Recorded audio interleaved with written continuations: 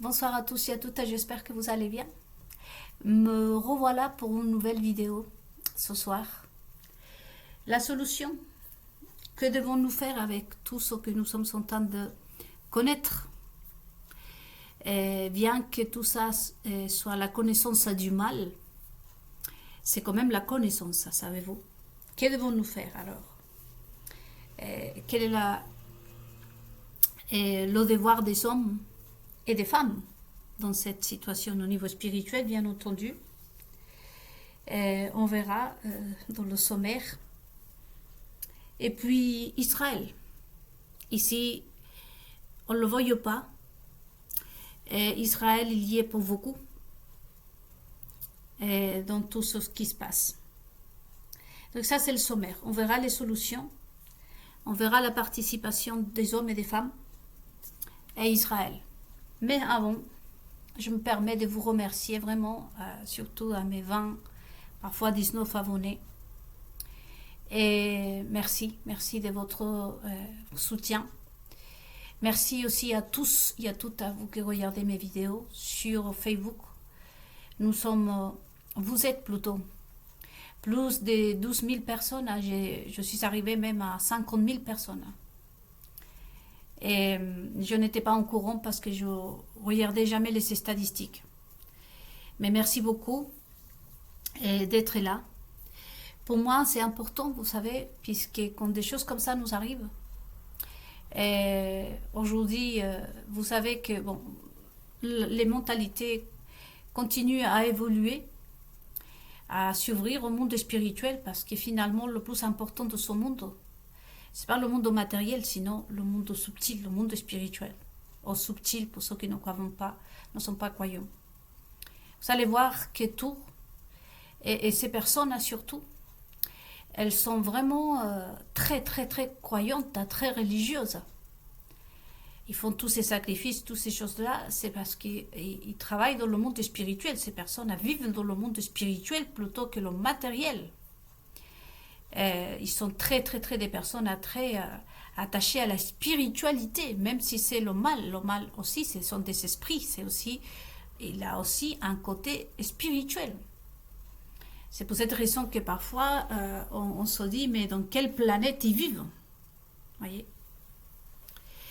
Et c'est très difficile, bon, c'était par le passé surtout très difficile quand quelque chose vous arrive, par exemple, ce qui m'est arrivé à moi, par exemple, ou même l'histoire de Lady Gaga, ou Lady Gaga, en espagnol.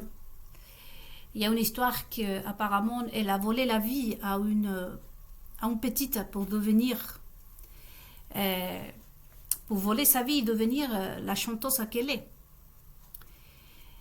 Essentiellement, ou ponctuellement plutôt, dans sa vidéo paparazzi,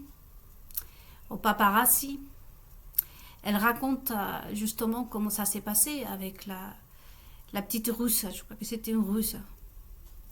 Sa mère a dénoncé tout ça et on ne sait pas si elle est vivante aujourd'hui d'ailleurs, mais elle était accusée d'avoir des problèmes psychologiques, tout ce que vous connaissez d'ailleurs. Et quand quelque chose de ce genre nous arrive, par exemple à moi-même, c'est difficile d'y croire, une folle comme moi, que Hélène, Delphine, et même probablement Ariane, Rothschild, le gouvernement Hollande, Sarkozy, me connaissent. Toutes les journalistes de BFM TV, toutes les journalistes, même qui travaillent pour des groupes comme Picard, Carrefour, et beaucoup les gouvernements, surtout américains et français, me connaissent. Et c'est difficile d'y croire. Plutôt difficile, non. C'est même pas envisageable.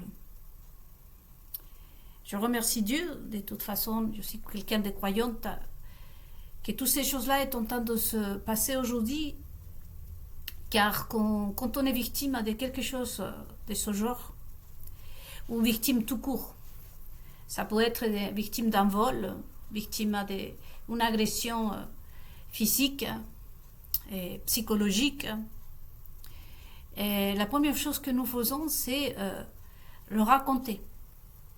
Mais la réaction des moutons, comme vous dites les Français, et de ces personnes-là qui sont les ténèbres, et qui sont aveugles, ou si vous préférez, ces idolâtres endormis, la première réaction qu'ils ont vis-à-vis de nous, c'est de nous accuser qu'on est touché, qu'on est mal, parce qu'on t'a agressé, que ce soit on t'a volé ton sac, t'es complètement traumatisé, donc il faut la supporter. Et ensuite, même si tu as eu un problème avec ton mari, par exemple, ou ta femme, ou ta sœur, tu as vu des choses que tu ne t'attendais pas de la part de tes proches, c'est la même réaction, c'est-à-dire que on pense que tu traverses un problème, une instabilité, inestabilité psychologique, voyez. Alors que la première chose que nous faisons en tant que victimes, c'est de raconter nos histoires pour pouvoir prévenir les autres, pour la prévention, si vous voulez, pour stopper le mal, pour freiner le mal, pour pas que ça arrive aux autres. On raconte nos histoires, et ça c'est dans toutes les victimes, même si les propres victimes ne s'aperçoivent pas.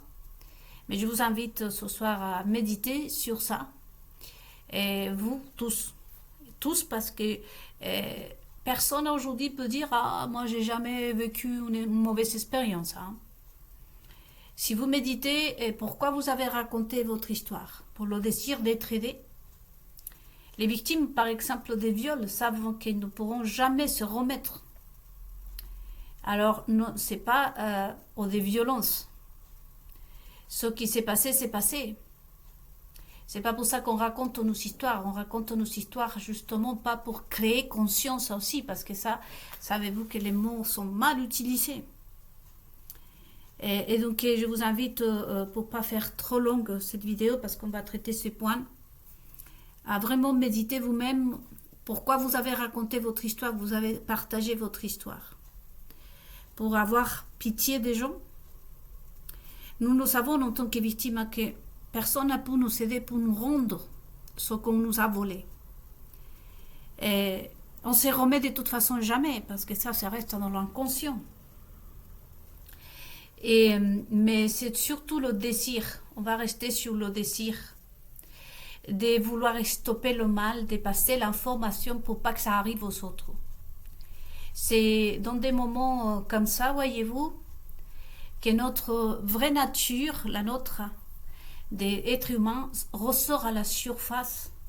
Cette nature protectrice, et cette nature, pour ceux qui sont croyants, essentiellement juifs et chrétiens, là, à ce moment-là, quand vous êtes vraiment au bord de précipice, comme on dit, ou quand vous avez touché le fond, à travers d'une expérience injuste, c'est là qu'à ce moment-là, vous ressortez tout votre être spirituel, gentil, humain, ressort à la surface, et la première réaction, c'est le désir de protéger les autres. Et là, voyez-vous, on revient, pour ceux qui sont juifs, à notre premier amour qui est Dieu. Et si on aime Dieu, on devrait aimer notre prochain. C'est court, c'est comme ça. Voyez. Et nous, on raconte nos histoires, même si probablement vous êtes une victime de quelque chose aujourd'hui. Peut-être que vous vous êtes pas aperçu jusqu'au présent même, parce que la plupart du temps, la victime n'est pas entendue. Je voudrais pas, j'utilise le mot victime aujourd'hui, mais la personne n'est pas entendue, voyez, comme on devrait l'être. Et je vous dis parce que je suis sophologue et j'étudie aussi, je devais devenir psychologue au Chili, mais j'ai pas voulu. Mais je suis sophologue, donc du coup, qu'est-ce qu'on fait? On entend beaucoup de choses. Et nous-mêmes, on ne sait pas expliquer exactement notre désir. Mais le désir, le premier désir qui se développe en nous, c'est le désir de protéger les autres.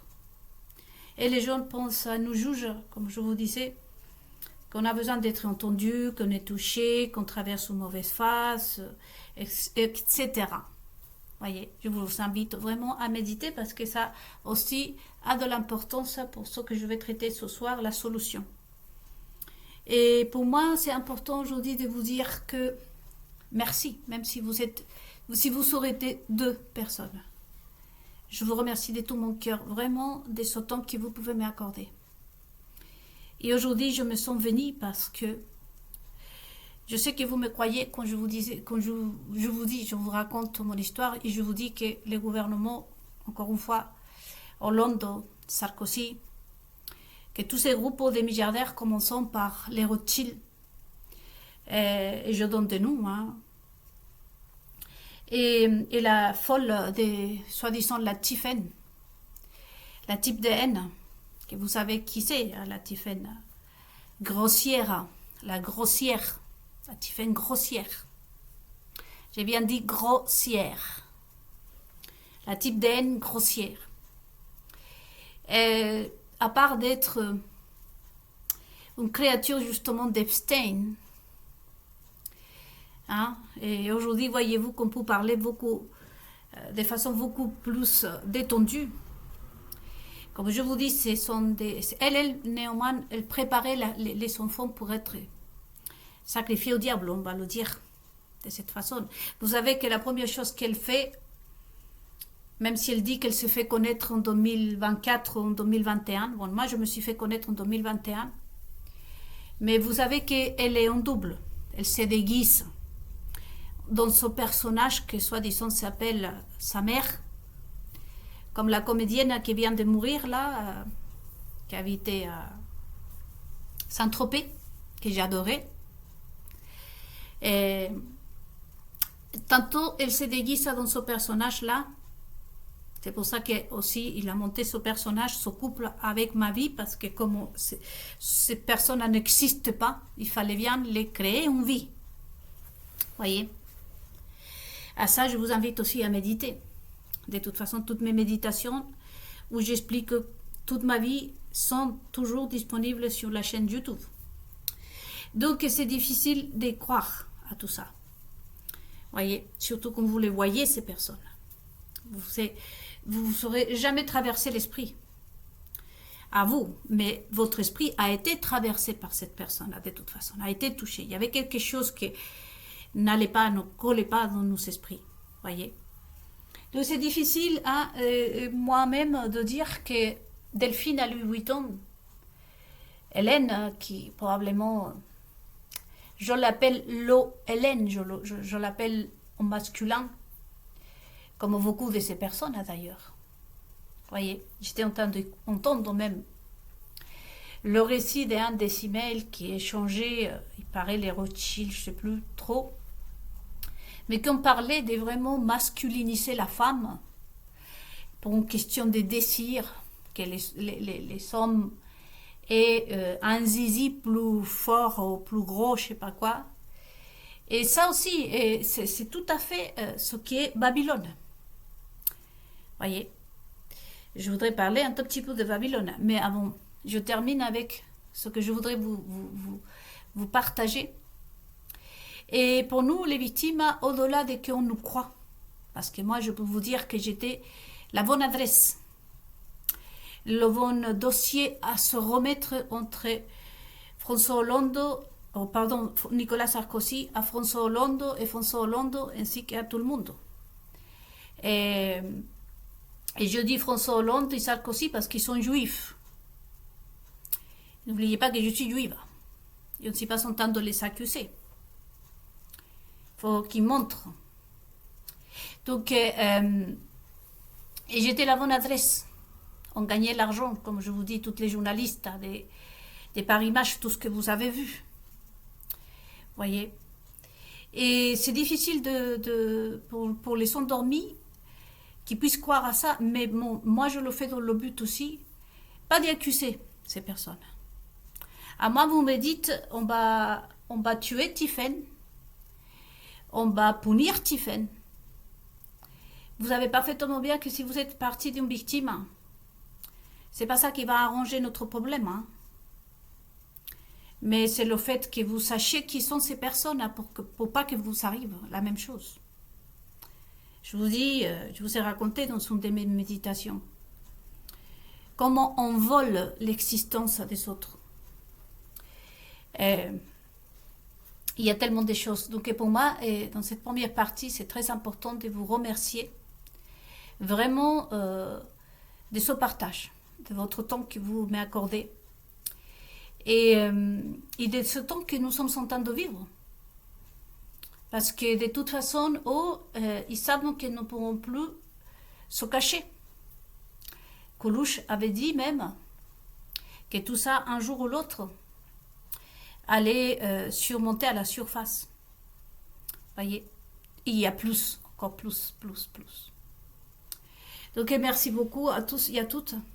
N'importe qui peut être victime. De toute façon, le peuple ne s'en sort pas. Vous voyez très bien qu'en France, par exemple, quand vous allez créer une entreprise, il y a toujours quelque chose qui ne va pas. Combien de entraves on vous met? Les impôts, j'ai vécu ça de toute façon. Enfin, j'ai pas eu mon entreprise, mais j'ai vu des gens. En tant que sophologue, je peux aussi créer mon cabinet en tant qu'entrepreneur. Mais je suis beaucoup plus intelligente, on va dire. Je ne l'ai pas fait. Puisque je sais toutes les entraves qui placent pour nous, pour pas qu'on s'en sorte en fait. Et là, je n'aurais pas besoin de vous en dire plus, puisque vous pouvez imaginer, vous connaissez le truc là. C'est pas anodin. C'est pas anodin. Donc aujourd'hui, on sait que toutes ces personnes-là agissent par rapport à leur monde spirituel à haut. Car le monde spirituel, comme je viens de vous dire dans cette vidéo, je crois, ça peut être le mauvais, ça peut être le mal ou ça peut être le bien. Vous voyez bien cette question-là. Mais ils sont où Ils sont dans la lune. Mais d'où viennent ces personnes Oui, effectivement, ils sont vraiment dans le monde spirituel, mais dans le mal. Voyez-vous les déclarations de M. Lang. Je les ai entendues aujourd'hui. Il disait, bah non. Parce qu'arrivé un moment, c'est comme nous, en fait. Par exemple, vous êtes français, ou n'importe, plutôt français. Nous, les Chiliens, par exemple, on prend le petit déjeuner copieux. Ça va être un sandwich avec un œuf, des œufs, et avocat, et beurre. S'il y a un gâteau, on prend un gâteau. À 14 heures, on mange un plat, une entrée, un plat, un dessert. Il y a 17 heures, on remange un sandwich avec un gâteau. Et s'il y a des restes de midi, on mange encore. Voyez? Et donc, pour nous, c'est normal. Mais les nutritionnistes chiliens, tout comme les Américains aussi, ils sont donné l'alerte plutôt plusieurs fois en disant mais qu'est-ce que c'est cette façon de manger en fait? Vous êtes en train de saturer votre équilibre alimentaire. Mais personne ne se pose la question puisque c'est normal pour nous. C'est comme ça qu'on est grandi depuis tout petit. Voyez, c'est égal pour ces personnes. Les déclarations de M. Long, il est né dans ce monde, dans un monde probablement qu'on connaît, dans lequel son père disait, bon, parce que c'est biblique, je vais prendre la Bible pour en parler. La Bible décrit une famille qui est née dans laquelle le père disait, bon, le petit frère qui va naître, imaginons que dans son famille, il y avait 2 frères et une sœur, et on disait, le petit frère qui va naître, on va le manger, on va le vendre. et où généralement c'était le fils aîné. Pour eux, c'était normal et que le père ait des rapports sexuels avec des enfants. Voyez? Il arrivait un moment en Israël, je vous disais, c'est pour ça que c'est important, je ne sais pas si je pourrais tout faire dans cette vidéo, et dans lequel les femmes se mettaient d'accord pour dire, bah, demain on va cuisiner ton enfant, et après demain on va cuisiner le mien. Voyez? Parce qu'ils sont nés dans ce contexte, dans lequel on ne se pose pas de questions. Voyez? C'est comme les Français ici, vous, le fromage. Vous savez parfaitement bien que le seul pays au monde, je crois que c'est qu'on mange le fromage après le plat. Donc quand vous allez dans un repas français, dans une maison française, il faut que vous faites à l'idée que vous allez avoir un fromage. Vous ne posez même pas la question, c'est-à-dire que la question va se poser quand vous avez fini le repas, il n'y avait pas eu fromage. Mais si vous méditez, c'est pareil que les Chiliens, c'est juste une habitude, mais qui est imprégnée en nous, qu'on ne se pose pas la question pourquoi on mange un fromage après le repas, voyez-vous. Donc pour ces personnes-là, le mal, ils sont nés dans le mal. C'était le grand-père, le père, imaginez-vous, des 4 générations, ce qui dit la Bible. Et moi, j'ai fréquenté ces personnes. Tous ceux qui sont dans le pouvoir, je vais prendre juste la famille Rothschild. Remontez dans la famille Rothschild, vous allez me dire qu'est-ce qui a connu le plus connu, on connaît le plus connu, c'est David Rothschild. Qu'est-ce qui a connu David Rothschild autre que ça? Comment voulez-vous qu'il soit scandalisé? C'est pour ça que Jacques Lang, j'ai vu son interview, je trouvais normal, dans son contexte à lui, voyez-vous. Bien sûr que ça, pour nous, c'est choquant. Bien sûr que ça, là, vous savez, pour une preuve, encore une fois, et face à qui nous sommes. C'est comme si je vous dis, c'est normal que je me coiffe. Je vois pas quel est le problème. Hein. C'est comme si vous me racontez, tu sais, Nel, je me suis levée, je me suis douchée, je me suis coiffée. Pour moi, c'est normal.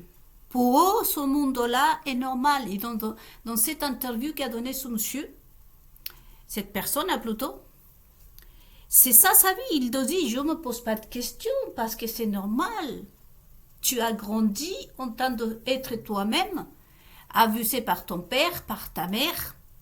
Ton grand-père faisait la même chose. Tes amis faisaient la même chose. C'est droguer. Faire toutes ces choses-là. Et je le dis parce que j'ai travaillé avec des personnes. J'ai travaillé avec des maçons. J'ai travaillé dans ce monde, je vous dis. Je connais très bien le monde de la télévision, le monde de la politique. À moi, ce n'est pas des histoires qu'on va me raconter. Donc, la réaction de M. Long, c'est tout à fait normal. Et là, c'est une preuve, les amis. Une autre preuve. Je vous invite à méditer dans cette première partie. Probablement, je vais faire 30 minutes ici et je vais reprendre dans la deuxième partie avec le sommaire. Puisque c'est normal pour eux. Voyez la normalité, c'est ce que vous devez voir que pour ces personnes, tout ça c'est normal. Vous savez, et je vous ai déjà partagé pour ceux qui sont plus anciens sur ma page, il y a eu une personne très mauvaise au Chili, qu'on l'a appelé le chacal de Nahuel Toro, parce que c'était en espagnol, mais le chacal. Le chacal signifie quelqu'un de très très très mauvais. Bon, entre tout ce qu'il faisait, ce monsieur, il écrasait les bébés. Quand il pleurait les bébés, il les écrasait avec le pied. Et la déclaration qu'il a été pardonné par les Chiliens.